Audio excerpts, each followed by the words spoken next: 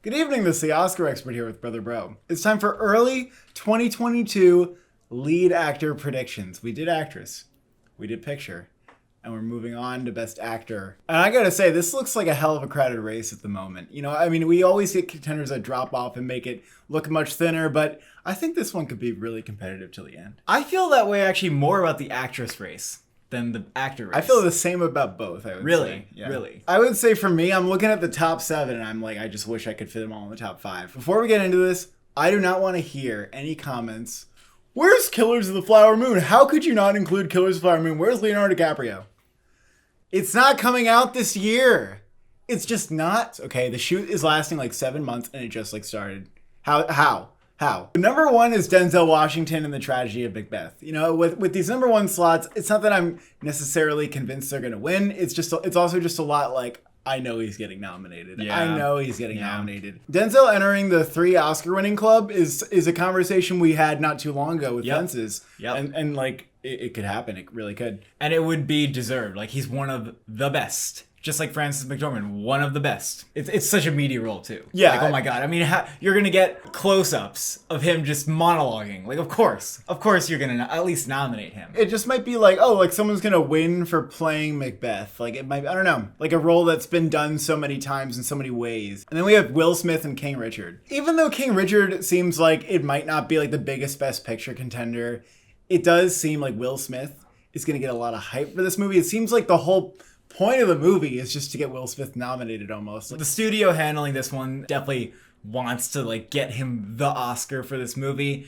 And Will Smith is an amazing actor, and he would deserve it, like, for him to win a lead acting Oscar. I mean, he has been nominated for 2 lead actor Oscars, and his films weren't even nominated for Best Picture. So for him to win off of a 3rd lead acting nomination, like, makes a lot of sense. And he might give, like, an astounding performance. That film might have to really prove itself for that to carry his performance to an Oscar, because often that does correlate with whether your movie is nominated for Best Picture. We even saw last year, Boseman's film wasn't nominated, and he didn't even win, as strong as he was. Though that is a trend that can be broken and will be broken one day. Blindsides its way in there, it'll be like... If this week can get into picture, we have a possible Best Actor winner. Now, number 3 is Bradley Cooper in Nightmare Alley. Bradley Cooper is the unequivocal lead here. He's playing that, you know, typical sort of like lead noir role. Are they like confused the whole movie, or like they don't know what's going on? They're trying to figure it out. Like, what's going on here? Okay, and then so that kind of thing. He's, you know, there's the femme fatales, and he's running in through all these like other women. Yeah, he doesn't know what to do about it. It's cool that you get to see a modern actor like him play that kind of thing, and you're going to see what he's going to do with it. Yeah, and he's going to slowly slip into madness by the end of the movie, I think, is what's going to happen. And here. Also, like, he deserved the Oscar for A Star Is Born. To be like, he deserved the lead actor. He deserved a director nomination too. He didn't get that. So Bradley Cooper, like, I would like to see him win an Oscar soon, because I feel like if he doesn't win it soon, he will enter a weird limbo. Bernstein. He's gonna win it next year. He's kind of the next Clint Eastwood, I feel like. I mean, he's 4-time nominated as an actor, so how can you deny that? Number 4 is Christian Bale in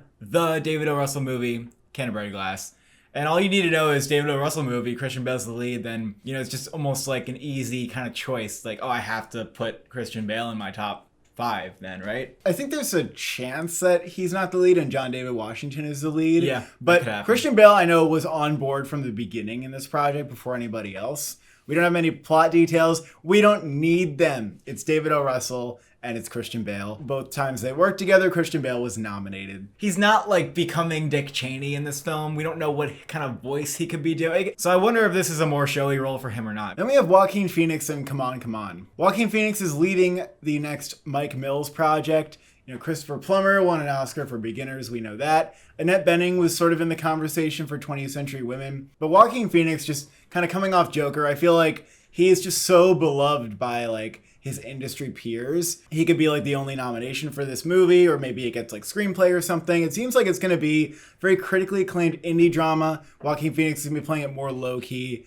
than he was in The Joker or The Master. And maybe that means that it's like Her, and they just kind of ignore him because it's not like an Academy type performance. But I get the sense that this is a very like solo focused film. It's very much him and his like nephew. He could have a lot of moments. Michael Fassbender in Next Goal Wins. This is one that like my gut tells me that Next Goal Wins is a big contender and therefore I should put him on because he's going to be like very funny in the movie in ways that we haven't seen before. There was even an interview with Elizabeth Moss who's saying that like he's so funny and so good at improv that she was just really impressed with him. But also, I just don't know if I have like full confidence that I'm going to be right about Next Goal Wins. Like, I feel like there are some routes where that movie is just like not that big of a contender. It's definitely a performance I'm looking forward to because I want to see him like screaming his head off and being hilarious. I mean, if the movie is nominated for Best Picture, I feel like he comes along with that. We have Benedict Cumberbatch in The Power of the Dog, another film that I think could definitely be nominated for Best Picture. I want you to explain this to me. And actors will go with it. If I'm making the leap that this film is The Piano, which is a big leap to make, I'm Well, not sure. necessarily making the leap. But the whole thing about The Power of the Dog is that it's like writing actors. Like, it's screenplay and it's actors. You're assuming that it gets Best Picture nominated, I suppose. But what's the character, right? Like, I feel like it's a very character-driven story. Yeah, he probably ends up like murdering someone and it's like in the end or something like I don't know anything about this movie, but it might have just like kind of interesting like psychological play going on between the characters, and everybody's just amazing. I mean, if the film is nominated, then that would make sense. And Cumberbatch has only one Oscar nomination. I mean, he's number 2 is gonna happen, right? I mean, it's gonna happen. Number 8. Jason Isaacs in Mass. Having seen this film, it's tragic that he's not in the top 5 because he delivers what will probably be one of the year's very best performances. I mean, it's amazing acting. It's truly like invisible, just very vulnerable acting that he does here. We don't know how well Mass is going to play really in award season. We don't know if it's going to get like maybe just Ann Dowd in supporting. Maybe there's Ann Dowd and screenplay. Maybe there's Ann Dowd screenplay and then Martha Plimpton and actress. We don't know how big this package is. Yeah. I think if he gets in, Martha Plimpton and Ann Dowd have to get in too, and it would probably have to get screenplay and maybe Best Picture. So this would be like anticipating a very big package for Mass. The feeling that you're describing is that you think the actress is a priority here. I do a little bit. Yeah, I feel like he's number 3 most likely to get nominated, behind Ann Dowd as number 1 most, and then Martha Plimpton. But Jason Isaacs is absolutely deserving, and I hope that the hype can be there for him. The critics groups can come through. 9 is Michael B. Jordan in A Journal for Jordan. Seems like a very meaty role for him, and Michael B. Jordan at this point is almost kind of overdue for like this type of role where he just blows everybody away and gets awards attention. It's almost surprising it hasn't happened yet. I mean, it should have happened for Fruitvale Station, let's be perfectly honest. Is it just Mercy? That's kind of the question, isn't it? Yeah. Could be a little bit more of like a tear-jerky film. With Denzel Washington directing, I think the performances are going to be really strong too. I mean, I wonder if we have a little bit of like a Hacksaw Ridge kind of thing where it's a very friendly movie that everybody would like and kind of weep at. And it also has this a little bit of like a war story going on. Yeah. And then Mahershala Ali and Swan Song. And I do think, just considering this movie more, like, I know we don't have much about the director other than that he did an Academy Award winning short film, but Swan Song seems really interesting and it could go places as like a fall festival thing. Okay. It's about a man who is dying of cancer, and he has a woman and a child to take care of. And so he like comes to the decision to clone himself. And Glenn Close is like the doctor that helps him do this. It's got a great ensemble cast with Naomi Harris and Awkwafina as well. So it's like, I don't know. I mean, this movie's going to be something. It's going to be an interesting sci-fi drama. And if Mahershala Ali is playing, technically like 2 people or whatever, I don't know. Does that like kind of help him? And that helps him. And the man has won 2 Oscars. And he's never had a lead role nominated. It's time to get Mahershala Ali nominated in lead, and that narrative could also take off. He essentially won an Oscar for what was a lead performance in Green Book, but I do think that the movie would have to be a pretty big contender overall and be like in consideration for at least like, screenplay or some other actor for him to get in there. Then we have Adam Driver in Annette. You can see him just wowing at Cannes. I think that's going to be the one thing that everyone's going to agree on about Annette, even if it's like the most polarizing movie, is that Adam Driver is just like nuts and amazing. The Cannes Awards are not easy to predict, but even so, I feel like there's a very good chance that he takes Best Actor at Cannes. I think the performance is going to be insane. If you've seen Holy Motors, you know that Denis Lavant gives an amazing performance in that movie. It's fucking bonkers and wacko, but he like completely dedicates to it, and you can see Adam Driver doing the kind of same thing. But this movie is like a little bit of like maybe Mulholland Drive the musical or something, which makes me so damn excited. And we've been arguing over whether this movie is a contender or not. I keep insisting that this is going to get a director nomination. Like I keep insisting it. Only if it's somewhat accessible will it get nominated for stuff, and it might not be Mulholland at Drive all. was nominated for director. that I don't. He's. I'm just saying, what if it could just pull something like that off? Whether he's nominated or not, it's gonna be like, oh, that's one of the best performances of the year. And then Adam Driver in House of Gucci. He could be supporting here. He really could be supporting. We don't know. But it also seems like they could campaign either Jared Leto or Al Pacino in supporting. And if we can judge anything based on like just the shoots that we're seeing, he's everywhere alongside Lady Gaga. I know that it's about her like planning to murder him, but I'm going to anticipate that happens pretty later on and he's going to have plenty of screen time. It looks like he's going to be like a little goofy. Like even if House of Gucci is big, I think he could not get nominated for it in a way because he's just going to be a little like silly. I don't know. Maybe. If he's supporting, I think he gets in, but I agree that they might want to campaign like Jared Leto in supporting, and then they wouldn't want to have two people campaigning. It didn't go so well for Trial if everybody's stacked in one category. Brendan Fraser in The Whale. Excited. He is in Darren Aronofsky's new film. It's about a man who gets heartbroken, and he sort of develops like an eating disorder where he becomes 600 pounds and can't really move much from his couch. Seems like a character study. Mickey Rourke was a character study. Based on a play. Lots of dialogue, lots of monologues. Yep. Brendan Fraser, people don't expect that much of him right now, and he could be doing something magnificent. Like, we don't know what is in store for this. It's an Aronofsky film, so it's not necessarily everybody's cup of tea, but he could get like Adam Sandler in Uncut Gems snubbed or something at the end. It's an interesting project for Aronofsky because just looking at like clips from the play on YouTube, this is just a character-driven drama. Think about The Wrestler. And Mickey Rourke's performance in that is one for the ages. This is like a gift, and I don't know what's in it. Peter Dinklage in Cyrano. This was a role that Peter Dinklage played on Broadway, and Joe Wright is adapting like that very same sort of version of the play. It's a musical version of like the classic tale of Cyrano. His reviews on Broadway were excellent. Like he was getting a lot of praise for it. I mean, unsurprisingly. And I think he's going to get a ton of praise for this. But the play itself, I don't think had like rave reviews. I saw some pretty mixed reviews on it. And Joe Wright is kind of hit or miss. I mean, look at what just happened with Woman in the Window. So I don't think there's any guarantee it's going to be like a great movie. I think it's going to be an okay movie. Whether or not Peter Dinklage can rise above that is going to be tough. I think what makes it possible is his status outside of this film. Like him being in Game of Thrones and him just being a very well-respected actor. It could get people excited about nominating him, but I think he has to rise like above the film probably. We have Joel Edgerton in The Brutalist. I don't know if this is on enough people's radars, to be quite honest. But what's going on here is that Brady Corbett, the director of Vox Lux, which had a very interesting Natalie Portman performance, his next film is like based around World War II time, and it's about a Holocaust survivor and his wife coming to the US, and Joel Edgerton, I believe, is the protagonist. He's an entrepreneur, and it's like this decade-spanning sort of romance American dream tale. So this could be like a serious kind of character study. It's spanning 3 decades. He might end up having makeup in the end of the movie. Yeah, Joel Edgerton never like goes too like off the deep end because I think he's a very like skilled actor and he doesn't like go for that, you know, like bombastic stuff. But yeah, we'll see what happens. Oscar Isaac in The Card Counter. This just got a September 10th release date, so whether or not this premieres at Cannes or Venice before that release date, it remains to be seen. But that is a release date where, like, you know, if Oscar Isaac is amazing in the movie, he can get like nominations and critics awards and people can hype him up. I don't think it's going to be Ethan Hawke in First Reformed. I don't even think he's going to come that close necessarily, but there is a huge case to be made for Oscar Isaac finally getting Oscar attention, which he is due. 17 is Leonardo DiCaprio in Don't Look Up, and this is very low for Leonardo DiCaprio being the lead in an Adam McKay film. You might say that's like top 5, but there's a lot of skepticism around this film and whether or not it's even going to be good.